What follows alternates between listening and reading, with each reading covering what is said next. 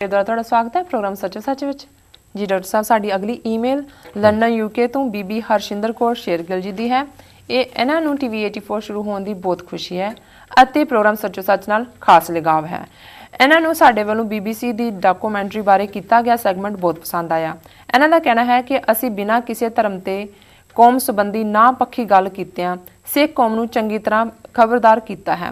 ਇਹਨਾਂ ਦਾ ਸਵਾਲ ਹੈ ਕਿ ਸਿੱਖ ਕੌਮ ਸਾਹਮਣੇ ਇੰਨੇ ਜ਼ਿਆਦਾ ਚੈਲੰਜ ਹਨ ਕਿ ਕਈ ਵਾਰ ਘਬਰਾਹਟ ਹੋਣ ਲੱਗ ਜਾਂਦੀ ਹੈ ਕਿ ਕੀ ਅਸੀਂ ਸੀਮਤ ਸਾਧਨਾਂ ਤੇ ਕੌਮੀ ਫੁੱਟ ਤੇ ਹੁੰਦਿਆਂ ਇਹਨਾਂ ਦਾ ਮੁਕਾਬਲਾ ਵੀ ਕਰ ਸਕਾਂਗੇ ਕਿ ਨਹੀਂ।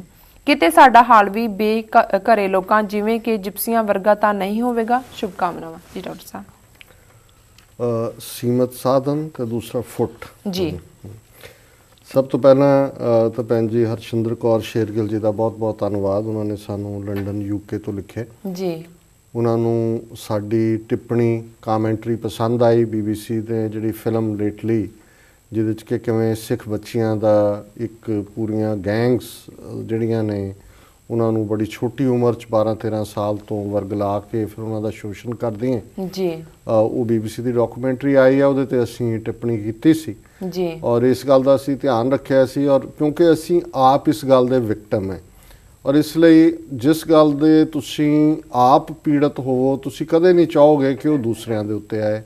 ਅਸੀਂ ਇਸ ਗੱਲ ਦੇ ਪੀੜਤ ਹੈ ਕਿ ਘਟਨਾ ਕੋਈ ਕਿਤੇ ਹੋਏ ਤਾਂ ਹਿੰਦੁਸਤਾਨੀ ਮੀਡੀਆ, ਉਹਨਾਂ ਦੀ ਸਰਕਾਰ, ਉਹਨਾਂ ਦੀਆਂ ਏਜੰਸੀਆਂ ਸਿੱਖ ਅੱਤਵਾਦੀ ਕਹਿਣਗੀਆਂ ਕਿ ਜੀ ਇਹ 3 ਸਿੱਖ ਅੱਤਵਾਦੀ ਨੇ। ਉਹ ਉਸੇ ਖਬਰ ਨੂੰ ਇੱਥੇ ਬਾਹਰਲੇ ਵੀ ਰਿਪੀਟ ਕਰ ਦਿੰਦੇ ਨੇ। ਹੁਣ ਜਿੱਥੇ ਵੀ ਕੋਈ ਵਾਕਿਆ ਹੁੰਦਾ, ਹੁਣ ਇਹ ਅਨਫੋਰਚੂਨੇਟ ਗੱਲ ਹੈ ਜੋ ਉੱਥੇ ਨੇਵਲ ਯਾਰਡ ਵਾਸ਼ਿੰਗਟਨ ਦੇ ਵਿੱਚ ਹੋ ਰਿਹਾ ਹੈ। ਫਾਇਰਿੰਗ ਹੋਈ ਹੈ, ਇੱਕ ਅੰਦਾਜ਼ੇ ਮੁਤਾਬਕ 12 ਦੇ ਕਰੀਬ ਬੰਦੇ ਮਾਰੇ ਗਏ ਨੇ, ਬਹੁਤ ਸਾਰੇ ਜ਼ਖਮੀ ਨੇ। ਹੁਣ ਕੱਲ ਨੂੰ ਜੇ ਮਾਰਨ ਵਾਲੇ ਈਸਾਈ ਨਿਕਲਦੇ ਨੇ ਤੇ ਕੋਈ ਮੀਡੀਆ ਇਹ ਤਾਂ ਨਹੀਂ ਲਿਖੇਗਾ ਕਿ ਕ੍ਰਿਸਚੀਅਨ ਟੈਰਰਿਸਟ, ਲੇਕਿਨ ਅਨਫੋਰਚੂਨੇਟਲੀ ਜੇ ਮੁਸਲਮਾਨ ਹੋਏ ਫਿਰ ਇਹ ਹੋਏਗਾ ਜੀ ਮੁਸਲਿਮ ਟੈਰਰਿਸਟ।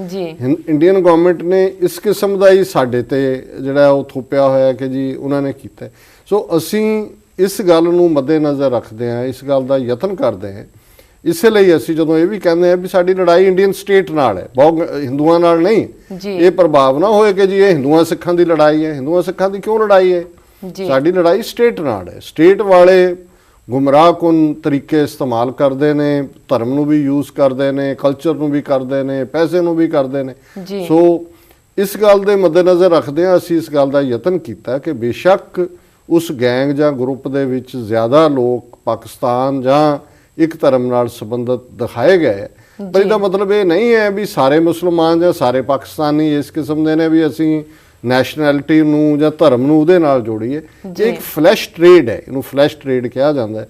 ਹੁਣ ਨੇਪਾਲ ਹੈ, ਨੇਪਾਲ ਦੇ ਵਿੱਚ ਇੰਨੇ ਅਣਖੀ ਲੋਕ ਨੇ, ਨੇਪਾਲ ਦੇ ਗੋਰਖੇ ਬਹਾਦਰੀ ਦੇ ਵਿੱਚ ਕਿਸੇ ਤੋਂ ਪਿੱਛੇ ਨਹੀਂ, ਲੇਕਿਨ ਦੁਨੀਆ 'ਚ ਜੇ ਸਭ ਤੋਂ ਜ਼ਿਆਦਾ ਬੱਚੀਆਂ, ਕੁੜੀਆਂ ਛੋਟੀ ਉਮਰ ਦੀਆਂ 12-13 ਸਾਲ ਦੀਆਂ ਟ੍ਰੇਡ ਹੁੰਦੀਆਂ ਨੇ ਤੇ ਉਹ ਨੇਪਾਲ 'ਚ ਹੁੰਦੀਆਂ ਨੇ। 1 ਲੱਖ ਤੋਂ ਜ਼ਿਆਦਾ ਬੱਚੀ ਹਰ ਸਾਲ ਜਿਹੜੀ ਹੈ ਉੱਥੋਂ ਗਾਇਬ ਹੋ ਜਾਂਦੀ ਹੈ।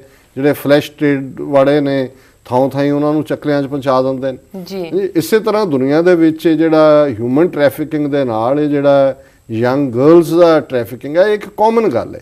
ਸੋ ਉਹਨਾਂ ਨੇ ਜੇ ਇੰਗਲੈਂਡ ਦੇ ਵਿੱਚ ਸਿੱਖ ਬੱਚੇ, ਉਹਨਾਂ ਦੀ ਵਲਨਰੇਬਿਲਿਟੀ ਹੈ, ਸਿੱਖ ਪਰਿਵਾਰਾਂ ਦੇ ਵਿੱਚ ਖੁੱਲ੍ਹ ਡੁੱਲ ਵੀ ਹੈ। ਸਾਡੇ ਗੁਰਦੁਆਰੇ ਹੋਣ, ਨਗਰ ਕੀਰਤਨ ਹੋਣ, ਅਸੀਂ ਹਰ ਇੱਕ ਨੂੰ ਵੈਲਕਮ ਕਰਦੇ। ਸੋ ਉਹਦਾ ਕੁਛ ਲੋਕਾਂ ਨੇ ਫਾਇਦਾ ਉਠਾਇਆ ਕਿ ਜੀ ਉਹ ਸਿੱਖ ਬਣ ਕੇ ਜਾਂ ਉਹਨਾਂ ਵਰਗੇ ਪ੍ਰਭਾਵ ਦੇ ਕੇ ਵਿੱਚ ਬੜੇ। ਪਰ ਇਸ ਕਿਸਮ ਦੇ ਮਾੜੇ ਲੋਕ ਕਿਤੇ ਵੀ ਹੋ ਸਕਦੇ ਨੇ, ਉਹਨਾਂ ਚੋਂ ਕੱਲ ਨੂੰ ਸਾਡੇ ਵੀ ਕੋਈ ਦਲਾਲ ਨਿਕਲ ਸਕਦੇ ਨੇ। ਸੋ ਇਸ ਗੱਲ ਨੂੰ ਉਹਨਾਂ ਨੂੰ ਪਸੰਦ ਆਈ ਕਿ ਵੀ ਅਸੀਂ ਕਿਸੇ ਦੇ ਨਾਂ ਨਾਲ ਲੇਬਲ ਨਹੀਂ ਲਾਇਆ। ਅਸੀਂ ਹਮੇਸ਼ਾ ਹੀ ਇਸ ਗੱਲ ਦਾ ਯਤਨ ਕਰਦੇ ਹਾਂ ਕਿ ਕਿਸੇ ਧਰਮ ਦੇ ਨਾਂ ਥੱਲੇ ਨਾ ਨਫ਼ਰਤ, ਨਾ ਹੀ ਧਰਮ ਨੂੰ ਕੋਈ ਡੈਨੀਗ੍ਰੇਟ ਕਰਨ ਦੀ ਸਾਡੀ ਇੱਛਾ ਕਦੇ ਵੀ ਰਹੀ ਹੈ ਔਰ ਇਸ ਤੋਂ ਅਸੀਂ ਬਚਣ ਦਾ ਵੀ ਯਤਨ ਕਰਦੇ ਹਾਂ। ਜਿਹੜੀ ਉਹਨਾਂ ਨੇ ਗੱਲ ਅਲਟੀਮੇਟਲੀ ਸਵਾਲ ਕੀਤਾ ਹੈ ਕਿ ਵੀ ਇੰਨੇ ਚੈਲੰਜ ਨੇ ਸਿੱਖਾਂ ਦੇ ਸਾਹਮਣੇ ਕਿ ਵੀ ਅਸੀਂ ਸਰਵਾਈਵ ਵੀ ਕਰਾਂਗੇ, ਇਹਨਾਂ ਨਾਲ ਅਸੀਂ ਲੜ ਸਕਦੇ ਹਾਂ। ਪਰ ਜਿਹੜੀ ਗੱਲ ਉਹਨਾਂ ਨੇ ਕਹੀ, ਕਿਉਂਕਿ 2-3 ਦਿਨ ਪਹਿਲਾਂ ਦੀ ਈਮੇਲ ਆਈ ਹੈ, ਹਾਲਾਂਕਿ ਮੈਂ ਜਿਪਸੀਆਂ ਬਾਰੇ ਪਹਿਲਾਂ ਵੀ ਕਾਫੀ ਕੁਝ ਪੜ੍ਹਿਆ ਹੋਇਆ ਸੀ, ਪਰ ਮੈਨੂੰ ਇਹਨਾਂ ਤੋਂ ਬਾਅਦ ਲੱਗਦੇ ਆ ਮੈਂ ਫਿਰ ਜਿਪਸੀਆਂ ਬਾਰੇ ਹੋਰ ਵੀ ਵੇਰਵੇ ਦੇ ਨਾਲ ਦੇਖਿਆ ਕਿ ਵੀ ਹੁਣ ਜਿਪਸੀ ਜਿਹੜੇ ਨੇ ਉੱਤਰੀ ਭਾਰਤ 'ਚੋਂ ਆਏ ਹੋਏ ਨੇ। ਅੱਜ ਤੋਂ 1300-1400 ਸਾਲ ਪਹਿਲਾਂ ਉਹਨਾਂ ਦੇ ਵਿੱਚ ਬਹੁਤ ਸਾਰੇ ਰਾਜਸਥਾਨ ਜਾਂ ਪੰਜਾਬ ਜਾਂ ਈਵਨ ਪਸ਼ਾਵਰ, ਤੁਸੀਂ ਉਹਨਾਂ ਦੇ ਫੀਚਰ ਦੇਖੋ ਤਾਂ ਤੁਹਾਨੂੰ ਆਪਣੇ ਫੀਚਰ ਨਜ਼ਰ ਆਉਂਦੇ ਨੇ, ਆਪਣੇ ਮੁੰਡੇ ਕੁੜੀਆਂ ਵਰਗੇ ਉਹ ਸਾਰੇ ਨੇ। ਪਰ ਉਹ ਕਿਸ ਹਾਲਤ 'ਚ ਨੇ ਦੁਨੀਆ ਦੇ ਵਿੱਚ। ਹੁਣ ਹਿਟਲਰ ਤੇ ਜਦੋਂ ਜ਼ੁਲਮਾਂ ਦੀ ਗੱਲ ਹੁੰਦੀ ਹੈ ਤੇ ਯਹੂਦੀਆਂ ਦਾ ਜ਼ਿਕਰ ਹੁੰਦਾ ਜੀ 6 ਮਿਲੀਅਨ ਯਹੂਦੀ ਮਾਰੇ।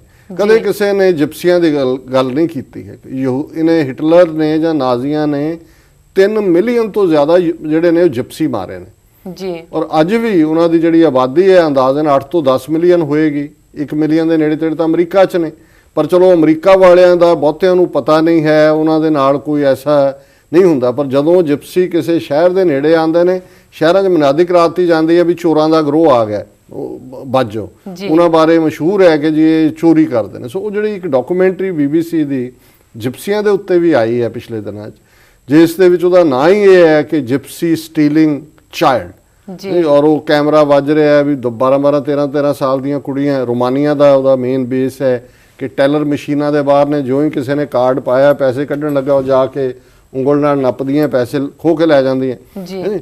ਔਰ ਕਿਉਂਕਿ ਲਾਅ ਦੇ ਥੱਲੇ 14 ਸਾਲ ਤੋਂ ਘੱਟ ਚਾਰਜ ਨਹੀਂ ਹੋ ਸਕਦਾ, ਉਹਨਾਂ ਨੂੰ ਜੁਵੇਨਾਈਲ ਹੋਮ 'ਚ ਲੈ ਜਾਂਦੇ ਨੇ, ਉਹਨੂੰ ਫਿਰ ਛੱਡ ਦਿੰਦੇ ਨੇ ਜੀ। ਔਰ ਉਹਨਾਂ ਵਿਚਾਰਿਆਂ ਦਾ ਰੋਮਾਨੀਆ ਹੋਏ, ਟਰਕੀ ਹੋਏ, ਅਲਬਾਨੀਆ ਹੋਏ, ਮੈਸੇਡੋਨੀਆ ਹੋਏ, ਕੋਸੋਵੋ ਹੋਏ, ਯੂਰਪ ਦੇ ਫਰਾਂਸ ਹੋਏ, ਯੂਰਪ ਦੇ ਸਾਰੇ ਦੇਸ਼ਾਂ 'ਚ ਨੇ ਉਹ ਜੀ। ਹਾਲਾਂਕਿ ਜਿਹੜੇ ਈਸਾਈ ਦੇਸ਼ਾਂ 'ਚ ਨੇ ਉਹ ਈਸਾਈ ਹੋ ਗਏ, ਮੋਸਟਲੀ ਉਹਨਾਂ 'ਚੋਂ ਈਸਾਈ ਨੇ।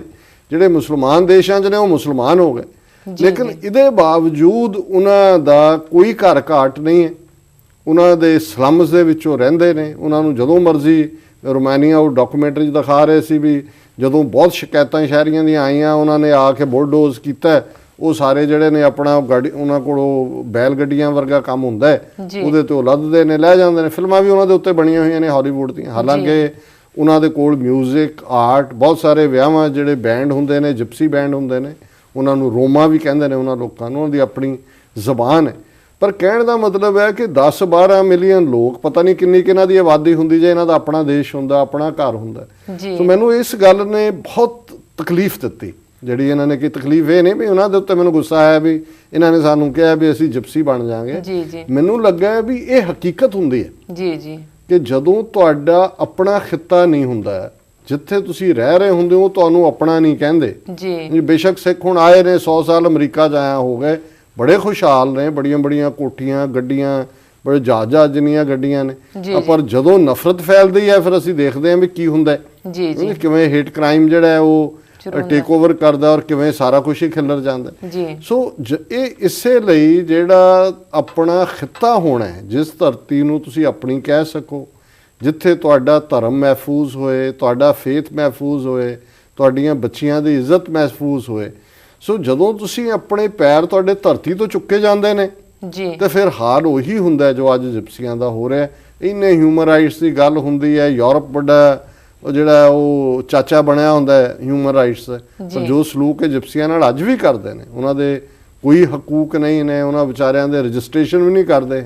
ਆਬਾਦੀ ਉਹਨਾਂ ਦੀ ਇਸ ਤੋਂ ਵੀ ਜ਼ਿਆਦਾ ਹੋਏਗੀ, ਉਹ ਸੈਂਸਸ ਦੇ ਵਿੱਚ ਨਹੀਂ ਕਾਊਂਟ ਕਰਦੇ ਉਹਨਾਂ ਜੀ। ਸੋ ਮੈਂ ਇਹਨਾਂ ਦੇ ਨਾਲ ਸਹਿਮਤ ਹਾਂ ਭੈਣ ਜੀ ਨਾਲ ਕਿ ਵੀ ਜੇ ਅਸੀਂ ਇਹਨਾਂ ਚੈਲੰਜਸ ਨੂੰ, ਆਪਣੀ ਸ਼ਕਤੀ ਨੂੰ ਇਕੱਠੇ ਕਰਕੇ, ਫੁੱਟ ਤੋਂ, ਦੂਸਰੀਆਂ ਕਮਜ਼ੋਰੀਆਂ ਤੋਂ ਬਚ ਕੇ ਚੰਗੇ ਢੰਗ ਨਾਲ ਅਸੀਂ ਆਪਣੀ ਸਟਰਗਲ ਦੇ ਵਿੱਚ ਕਾਮਯਾਬ ਨਾ ਹੋਏ ਤੇ ਫਿਰ ਜਿਹੜਾ ਜਿਹਨੂੰ ਜਿਵੇਂ ਇਕਬਾਲ ਨੇ ਤਾਂ ਕਿਸੇ ਹੋਰ ਕੰਟੈਕਸਟ 'ਚ ਕਿਹਾ, ਪਰ ਹਕੀਕਤ ਇਹੀ ਹੈ ਕਿ ਨਾ ਸਮਝੋਗੇ तो मिट जाओगे ऐ हिंदुस्तान वालों, तुम्हारी दास्तां तक भी ना होगी दास्तानों में। फिर कहानी सुनाने वाला कोई नहीं होना। इसलिए साडी जनरेशन दे कोले समा हैगा कि असीं अपने रिसोर्सिस नूं इकट्ठे करिए, अपने मतभेदां नूं भुलाइए ते इस गल वल फोकस करिए, किस उद्यम ते राज मिले, शत्रु ते सब होवे मीता। क्योंकि यतन कीते जाण कि सियासी पावर, ਰਾਜ ਸ਼ਕਤੀ, ਆਪਣੀ ਕਿਸਮਤ ਆਪ ਕਰਨ ਦਾ ਹੱਕ ਮਿਲੇ। ਤੇ ਜਦੋਂ ਤੁਹਾਡੇ ਕੋਲ ਪਾਵਰ ਆਂਦੀ ਹੈ, ਜਿਹਦੀ ਕੋਠੀ ਵਿੱਚ ਦਾਣੇ ਉਹਦੇ ਕਮਲੇ ਵੀ ਸਿਆਣੇ, ਉਹ ਫਿਰ ਉਹਦੇ ਦੁਸ਼ਮਣ ਜਿਹੜੇ ਨੇ ਉਹ ਵੀ ਮਿੱਤਰ ਬਣ ਜਾਂਦੇ ਨੇ। ਸੋ ਬਹੁਤ ਬਹੁਤ ਧੰਨਵਾਦ ਭੈਣ ਜੀ ਦਾ। ਜੀ ਡਾਕਟਰ ਸਾਹਿਬ, ਸਾਡੇ ਕੋਲ ਇੱਕ ਈਮੇਲ ਆਈ ਹੈ ਜੋ ਕਿਸੇ ਅਮਨਦੀਪ ਨਾਂ ਦੇ ਵਿਅਕਤੀ ਦੀ ਹੈ। ਇਹਨਾਂ ਦਾ ਕਹਿਣਾ ਹੈ ਕਿ ਸਿੱਖਾਂ ਨੂੰ ਬ੍ਰਾਹਮਣਾਂ ਦੇ ਜੁੱਲੇ ਵਿੱਚੋਂ ਨਿਕਲਣ ਦੀ ਲੋੜ ਹੈ। ਪਹਿਲਾ ਕਦਮ ਇਹ ਹੋਣਾ ਚਾਹੀਦਾ ਹੈ ਕਿ ਸਰਨੇਮ ਸ਼ਬਦ ਸਿੰਘ, ਕੇਸਰੀ ਰੰਗ, ਕਸ਼ਹਿਰੇ, ਕੜੇ ਆਦਿ ਤੋਂ ਛੁਟਕਾਰਾ ਹਾਸਲ ਕੀਤਾ ਜਾਏ।